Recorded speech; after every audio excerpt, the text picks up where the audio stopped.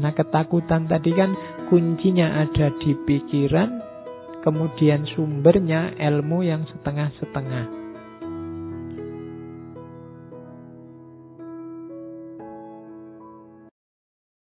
Karena filsafat ini puncaknya ilmu, harusnya semakin orang tinggi ilmunya, filsafatnya, semakin dia bebas dari kesedihan dan ketakutan.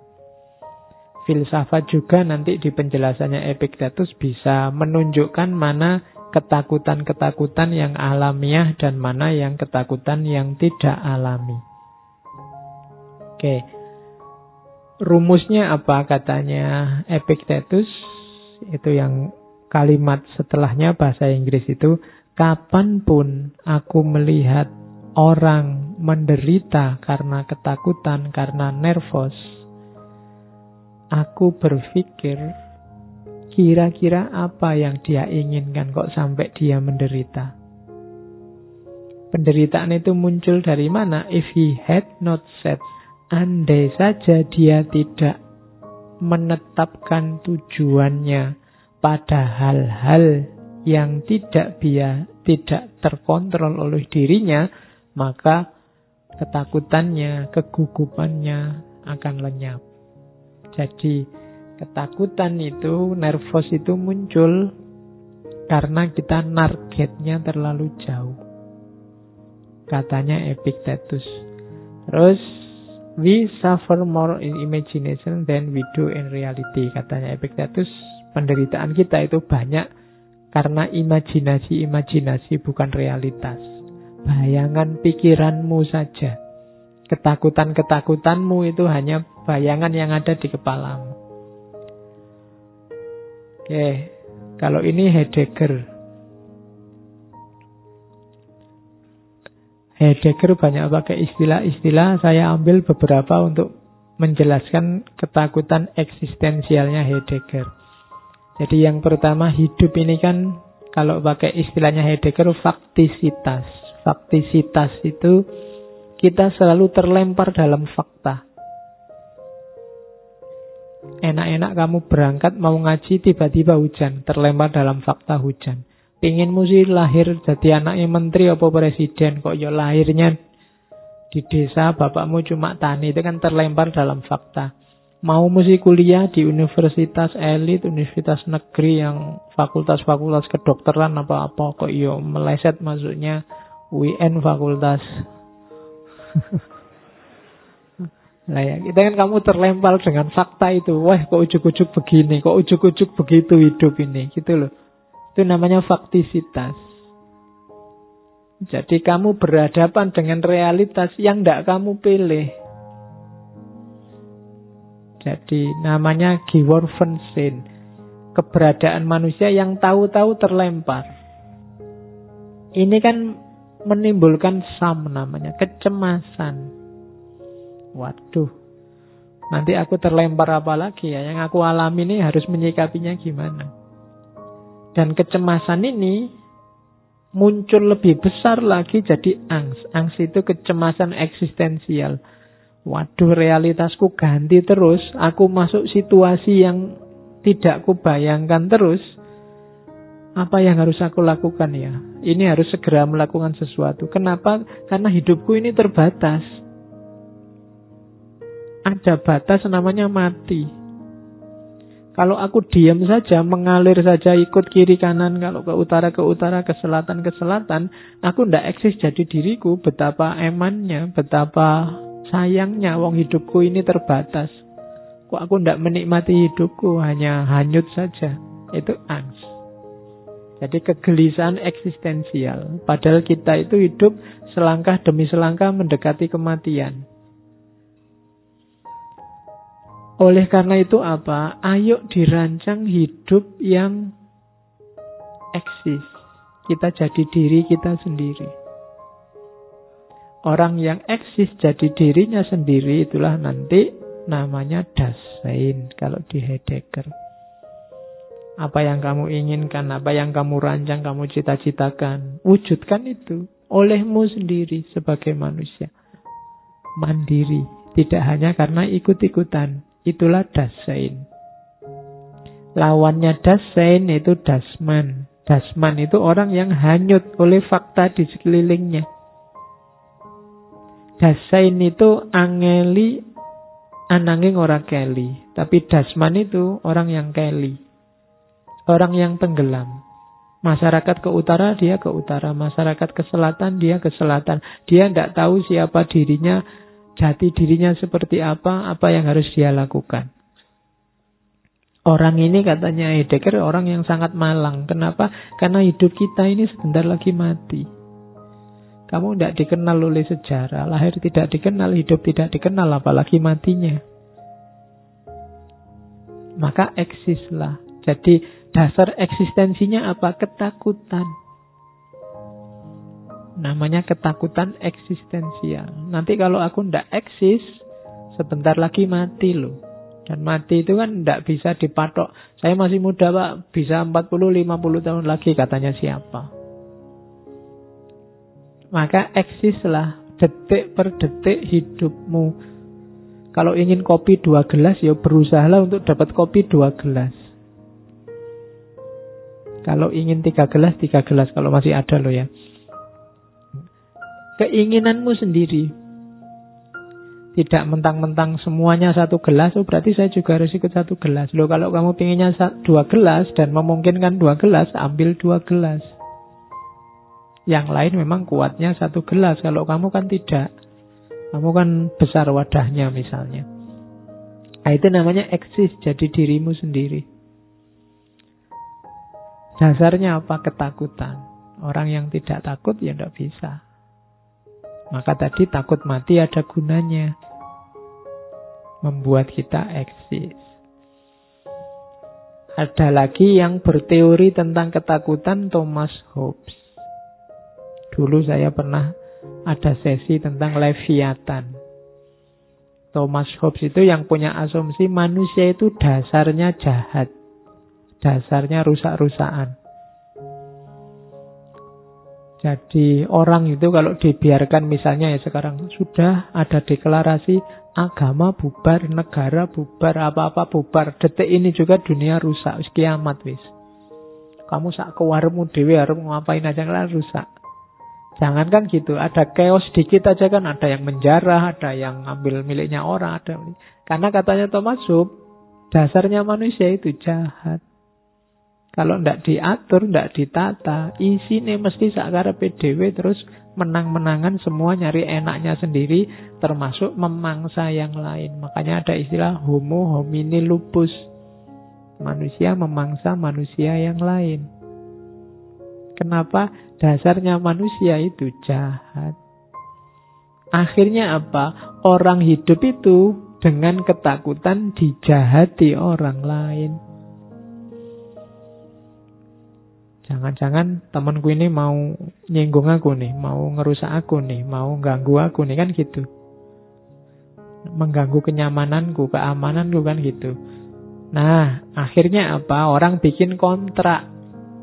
Kontrak sosial, kontrak hidup bersama. Oke, kita hidup bareng-bareng di wilayah yang sama, di tempat yang sama. Ayo bikin aturan untuk disepakati bersama. Dari situ kan lahir negara, lahir institusi sosial, lahir kerajaan, lahir macam-macam. Itu kan kontrak sosial. Jadi adanya negara, adanya lembaga hidup bersama itu karena orang takut dimangsa yang lain. Akhirnya ya sudahlah. Kita sepakati aja aturan bersama. Saya sih sebenarnya bisa seenaknya. Oke, sekarang saya tidak seenaknya deh demi ketentraman bersama. Karena kalau semua orang seenaknya, nanti yang kuat memangsa yang lemah ganggu yang kuat. Kita tidak bisa tenang hidup ini. Jadi negara ternyata kehidupan bermasyarakat itu diawali dari ketakutan. Takut diganggu oleh orang lain. Kenapa takut? Karena manusia itu dasarnya jahat. Kamu kan jahat dasarnya, katanya Thomas Hobbes. Kalau kamu dikasih kebebasan, kamu ngapain aja boleh. Kamu ya, detik ini juga ada firman dari Allah bahwa kamu bebas. Apa saja boleh kamu lakukan. Saya tidak yakin yang kamu lakukan yang baik-baik. Oh bebas toh Pak. Wah kalau gitu saya ngaji aja Pak. Tidak mungkin. Saya tahajud tidak mungkin. Mesti kamu mesti sing mbok pilih sing elek-elek. Oleh karena itu butuh aturan, butuh kontrak bersama. Saya bawa quotes-nya Roosevelt itu. The only thing you have to most fear is the fear itself. Ini Presiden Amerika ke-32. Satu-satunya presiden yang dipilih 4 kali dalam sejarah. Satu-satunya yang harus kamu takuti, yang harus paling kamu takuti adalah ketakutan itu sendiri. Jadi tidak ada orang yang tidak takut apa-apa. Ya. Terus, kalau ini Nelson Mandela. I learned that courage was not the absence of fear, but the triumph over it. Sejauh yang kupelajari, keberanian itu bukan orang yang tidak punya rasa takut, tapi orang yang bisa menaklukkan rasa takut. Pemberani bukan orang yang tidak merasa takut, tapi dia yang bisa menaklukkan ketakutan itu. Itu Nelson Mandela. Kalau ini ada quotes bagus tentang ketakutan itu apa sih? Ketakutan itu sebenarnya objeknya bukan ketakutan itu sendiri, tapi ada yang lain. Engkau tidak takut kegelapan, tapi sebenarnya yang kamu takuti adalah apa yang ada di balik kegelapan itu. Engkau tidak takut ketinggian, tapi sebenarnya engkau takut jatuh. Engkau tidak takut pada orang-orang masyarakat, tapi sebenarnya engkau takut ditolak oleh masyarakat. Sebenarnya engkau tidak takut mencintai, hanya saja engkau takut tidak dicintai balik. Ya. Sebenarnya engkau tidak takut untuk melepaskan, hanya saja engkau takut kehilangan. Sebenarnya engkau tidak takut untuk mencoba lagi, hanya saja engkau takut untuk sakit karena alasan yang sama. Itu nanti kamu pikir sendiri di kamarmu ya. Materinya masih banyak. The fear we don't face become our limit. Ketakutan yang tidak kita hadapi akan jadi batas hidup kita. Kenapa? Disitulah rem. Semakin kita tidak takut, langkah kita semakin jauh, semakin luas, semakin panjang. Tapi batasnya mana? Begitu kita takut, kita akan berhenti. Maka semakin kita tidak takut pada banyak hal, semakin luas spektrum hidup kita. Itu katanya Robin Sharma. Robin Sharma ini penulis dari Kanada. Oke, itu materi-materi. Sekarang kita masuk. Masih panjang. Ketakutan, satu-satunya ketakutan yang pasti terpuji kalau dalam agama adalah khauf. Takut kepada Allah. Jadi kalau ingin tauhidmu memuncak, atasi semua ketakutanmu pada apapun yang selain Allah, sisakan satu-satunya yang kamu takuti hanya Allah. Atasi itu maksudnya ya taklukkan. Jangan mau disetir oleh ketakutan-ketakutan yang bukan ketakutan karena Allah. Atau ketakutanmu pada yang bukan Allah, jangan sampai tunduk di bawah ketakutanmu pada Allah. Jangan sampai mengalahkan ketakutanmu pada Allah. Maksudnya itu. Kalau dalam Islam istilah khauf ini macam-macam. Di Al-Quran juga banyak sebenarnya. Ada khauf. Khauf itu takut di hadapan sesuatu yang lebih superior. Itu namanya khauf.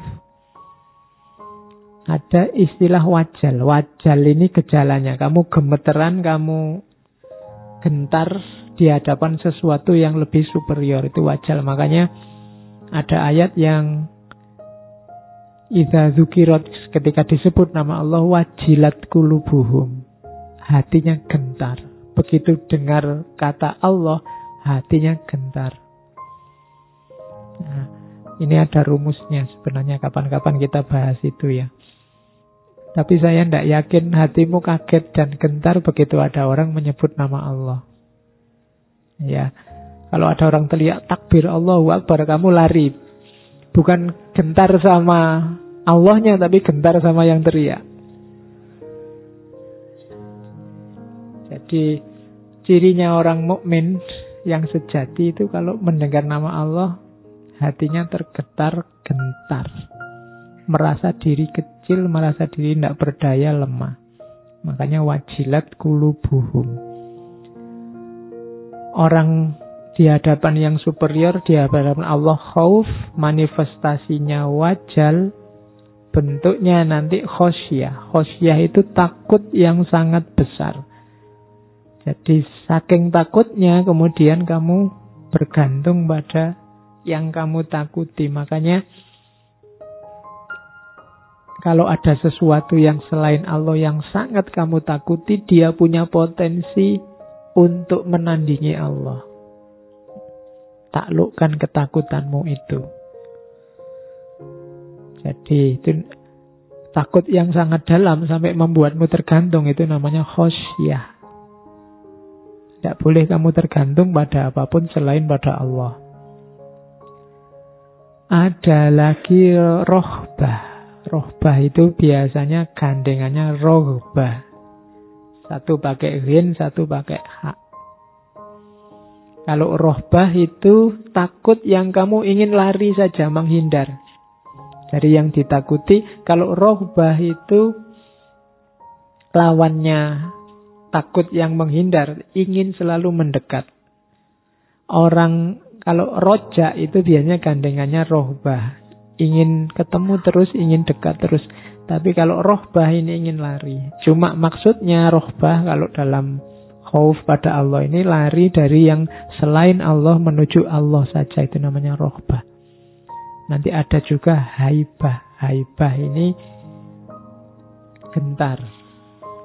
Jadi kamu merasa tidak ada artinya di hadapan Allah, itu haibah. Betapa kecilnya aku itu, kamu haibah. Wah, aku tidak ada apa-apanya di hadapan orang itu. Orang itu pintar sekali, itu haibah. Gentar. Jadi kalau dalam agama ini, kalau dalam Islam, khauf itu dasarmu untuk mendekat ke Allah. Yang pertama itu saya ambil beberapa ayat. Ayat tentang khauf itu banyak. Kayak di surat Ar-Rahman itu ada, barang siapa yang takut pada Allah, waliman khofa maqama rabbihi jannatan, dia akan dapat 2 surga. Jadi kalau kamu satu-satunya yang kamu takuti hanya Allah, besok kamu tidak cuma dapat 1 surga tapi 2 surga. Ya lumayan, kalau capek di surga yang satu, pindah ke surga yang satunya. Ya, memang tafsirannya begitu. Jadi ada 2 surga untukmu. Waliman khofa maqama rabbihi jannatan fabi ayyi alai rabbikuma tukadziban. Jadi takut itu syaratnya, konsekuensinya keimanan. Itu kan saya ambil dari Ali Imran itu kan. Jadi innama dzalikumus syaitanu yukhawwifu awliya'u fala takhafuhum wa khafuni. Setan itu selalu menakut-nakuti para aulianya Allah. Jadi kalau kamu sering ragu-ragu, sering was-was, kamu sering tergoda melakukan kejahatan, kejelekan, kesalahan, itu perilakunya setan, maka jangan takut. Jangan gentar. Satu-satunya yang harus kamu takuti hanya aku, katanya Allah. Jadi la takhafuhum wa khafuni. Jangan takuti mereka, takutlah pada aku saja. In kuntum mu'minin. Kalau kamu percaya, kalau kamu beriman, itu Allah kayak ngomong, kalau kamu takut pada mereka, sebenarnya kamu tidak terlalu percaya padaku. yang harus kamu takuti mereka. Jadi yang pertama itu, Al-Quran menjelaskan tentang takut itu. Implikasi, konsekuensi, kalau kamu ngaku orang beriman, yang kamu takuti hanya Allah saja.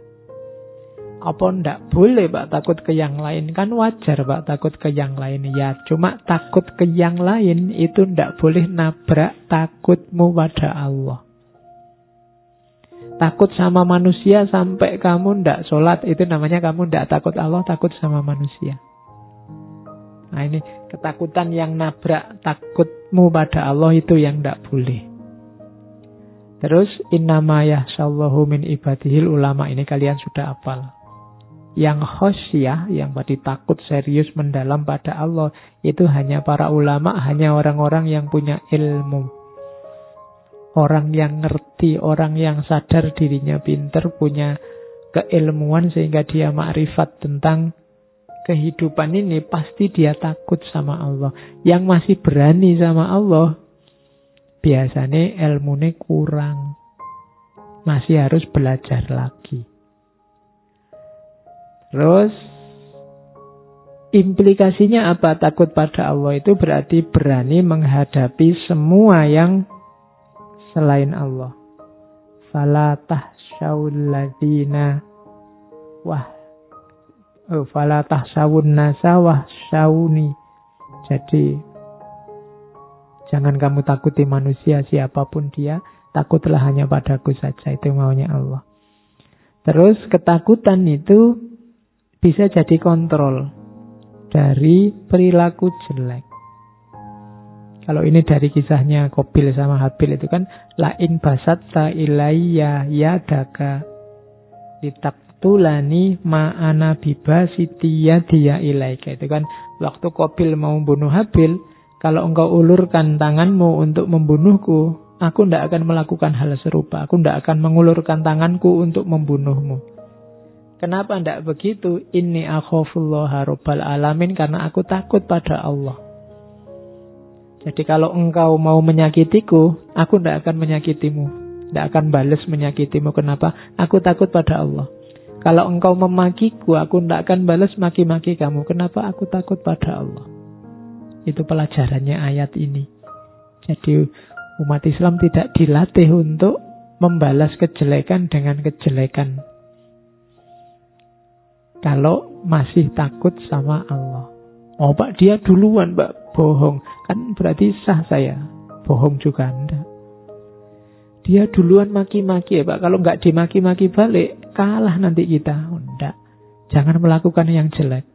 Ya sekarang banyak orang bilang, sing waras ojo ngalah, tapi lakukan dengan baik. Jadi tidak ngalahnya lakukan dengan lurus, dengan baik. Kalau merasa tidak bisa melakukan dengan baik, jangan tanding.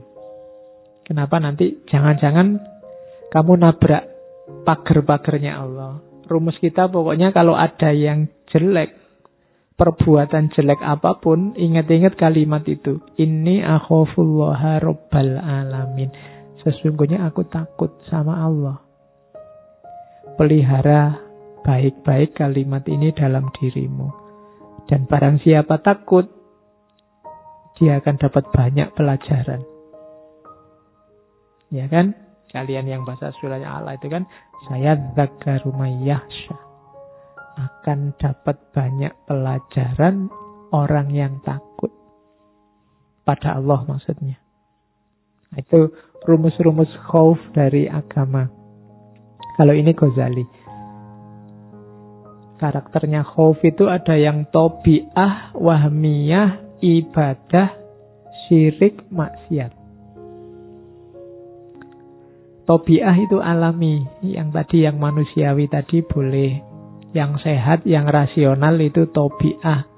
Ada takut yang wahmiyah. Wahmiyah itu ketakutan yang tidak rasional. Tidak masuk akal, tidak jelas kok gitu kok ditakuti. Itu namanya wahmiyah. Yang ditaklukkan yang wahmiyah ini. Kalau yang tobi'ah dikontrol. Yang wajib yang mana? Ibadah. Takut pada Allah itu kan jenisnya ibadah. Kalau ini wajib. Kamu harus takut sama Allah. Ketakutan di bawahnya yang tobi'ah, kontrollah, jangan sampai nabrak ketakutanmu pada Allah. Kalau masih ada ketakutan yang wahmiyah, taklukkanlah. Jangan sampai kamu takut yang tidak jelas. Yang sama sekali jangan syirik. Takut tadi yang harusnya pada Allah, kamu tempelkan pada yang bukan Allah. Nah, ini tidak boleh. Jadi ini takut yang punya konotasi sampai kamu menyerah mempertuhankan. Itu yang tidak boleh. Kalau tobi'ah masih boleh. Malam-malam gelap-gelap, wah saya tidak berani masuk kamar sana. Ngeri kalau di sana, itu sebenarnya natural alami. Kamu tidak usah jawab, gitu aja kok takut-takut itu ya sama Allah. Ya, tidak begitu. Ya, ayo mas maju pidato. Waduh gemeteran, aku takut. Katanya beriman. Ya takut itu sama Allah. Ya tidak begitu. Itu tobi'ah, tidak apa-apa. Wajar, dikontrol saja. Yang tidak boleh itu takut yang kemudian yang ditakuti jadi objek. Kayak Allah disembah, ditaati 100%. Itu namanya jenis khauf yang jadi syirik. Atau maksiat. Ketakutan yang melahirkan maksiat itu tidak boleh. Menyebabkan melakukan sesuatu yang diharamkan. Waduh aku takut ya tidur sendirian, berdua yuk. Nah itu tidak boleh. Kan alami Pak, dasarnya ketakutan, tidak boleh melahirkan maksiat. Oke. Itu macam-macamnya khauf. Kalau katanya Ghazali, dasarnya khauf itu makrifat. Tidak mungkin khauf itu dipaksa. Saya tak takut, padahal nggak takut, itu tidak bisa. Untuk bisa ketakutan pada Allah itu muncul, harus kenal siapa Allah, siapa dirimu. Otomatis kamu akan takut, kamu akan gentar di hadapan Allah. Orang yang masih berani sama Allah, mungkin dia ngerti Allah itu siapa, tapi dia tidak makrifat pada Allah. Jadi tidak kenal. Bedakan kenal sama ngerti itu. Dia tidak sadar siapa Allah itu sehingga dia tidak takut sama Allah. Maka tahu dan sadar tentang Allah, makrifat tentang Allah itu jadi dasarnya khauf. Kenali dirimu, kenali Allah, maka otomatis kamu akan takut sama Allah. Manusia yang paling takut pada Allah bisa dijamin dialah yang kenal dirinya dan kenal Allah. Makanya yahsyallahu min ibadihil ulama. Hanya orang-orang berilmu yang bisa takut sama Allah. Karena ketakutan itu tidak bisa dimanipulasi. Kalau kepatuhan bisa. Kamu paksa-paksakan untuk sholat, kamu paksa-paksakan puasa bisa. Tapi dipaksa takut tidak bisa. Kalau dasari tidak takut. Untuk bisa takut, katanya Ghazali, jalurnya adalah makrifat. Makrifat itu berarti paham, kenal, sadar tentang siapa kita, siapa Allah. Kalau kamu kenal siapa itu raja, siapa itu presiden, kan orang ini raja loh, presiden loh, otomatis kan kamu langsung gentar. Kayak kamu naik motor tiba-tiba dicegat orang, begitu ngerti, itu polisi toh, langsung gentar. Kenapa? Kamu makrifat tentang hubunganmu dengan polisi. Sehingga muncul khaufnya. Nah, sama Allah usahakan sampai level ini. Kamu tidak memaksa dirimu, tapi otomatis takut. Kalau mau melakukan kejelekan, takut aku sama Allah. Nah, itu berarti kamu sudah jadi. Keimananmu sudah mantap. Tapi kalau ini masih belum, ya masih dipaksa-paksa menghindari maksiat, dipaksa-paksa. Harus kamu tumbuhkan lagi, harus naik level lagi. Kalau di Ghazali, dasarnya makrifat. Ini tidak bisa dibikin-bikin. Implikasinya apa? Orang yang takut pada Allah itu biasanya tawadhu. Tawadhu itu antitesisnya sombong. Jadi, ya tawadhu tidak identik dengan kalau jalan menunduk ya. Kesannya begitu. Kalau ada mahasiswa kok jalannya nunduk, tawaduk sekali dia. Enggak. Kalau ukurannya itu, ya sekarang hampir semua orang tawaduk. Kadang ngobrol sama mahasiswa aja kita dicuekin, dia nonton HP ini, tawaduk sekali. Menghadap ke bawah. Jadi tawaduk, tidak sombong, tidak merasa besar, betapa kecilnya dirinya. Itu implikasi dari khauf. Orang yang sombong tidak mungkin dia punya rasa takut. Maka kebalikannya, orang yang punya khauf, punya takut, pasti tawaduk. Kemudian orang takut itu punya karakter lanjutan, yaitu pasti dia iffah dan warok. Iffah itu menjaga diri, warok itu hati-hati dari dosa besar maupun dosa kecil. Itu namanya wirai. Termasuk hati-hati dari syubhat. Itu namanya orang wirai. Ini tidak jelas ya, halal apa haram. Sudahlah, dipending nanti dulu aja, ditinggal dulu. Itu namanya syubhat. Itu orang wirai begitu. Jangankan yang haram, yang syubhat aja dia tidak mau, itu wirai. Orang yang wirai pasti nanti terjaga dirinya, namanya iffah. Terus siddiq. Siddiq itu orang yang menempuh jalur lurus. Itu implikasinya orang takut sama Allah. Kemudian ilm. Pasti dia punya ilmu. Kalau Ghazali tadi kan ma'rifat. Orang bisa takut itu pasti karena dia ma'rifat, paham siapa dirinya, siapa Allah. Maka dia ada di makom ilm. Dan yang terakhir pasti takwa.